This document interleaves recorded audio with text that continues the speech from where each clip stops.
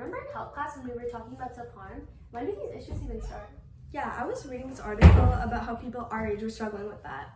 Wait, did anyone read Romeo and Juliet in English? Yeah. It says in this article that the most common age to start self-harm is 13. Wait, that's Juliet's age in the play. Oh yeah, I was reading that play for English. The end was really dramatic when the two protagonists died. So what led them to do that anyway? Well, they were both young and mentally unwell, which could have made them make bad decisions. Oh, that kind of relates to this article about self-harm, because self-harm is something an individual does repeatedly, even if they know it could be damaging and painful. And did Romeo and Juliet constantly keep meeting up, even though they knew it was bad for them and their families? This could be emotional self-harm, as they're damaging their mental health as a way to cope from stress. Did you guys also notice that Romeo kept self-sabotaging and doubting his abilities in the beginning of the play? You're right. Romeo was miserable at the loss of Rosamund.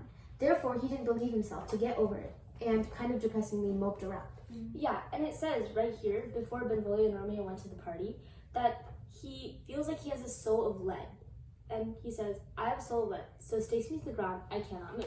The line basically means he doesn't believe in himself, which is an act of self-destructive behavior and aspect of self-harm. He wanted to stay in, and without Benvolio's convincing, he wouldn't have gone to the party and met more girls. Yeah.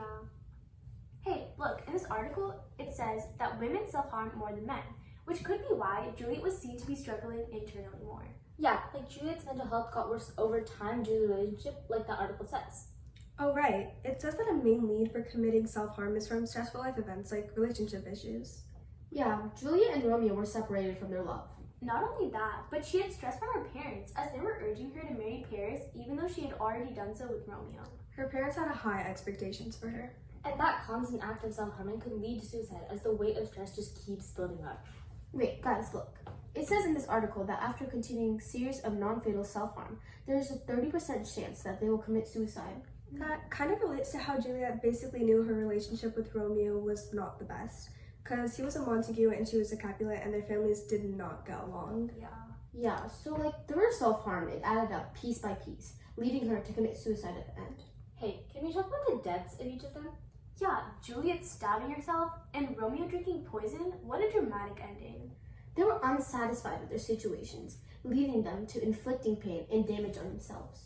They purposefully put themselves in danger, even knowing the risks. Wow, self-harm is really affecting people's lives and was a huge aspect of this play.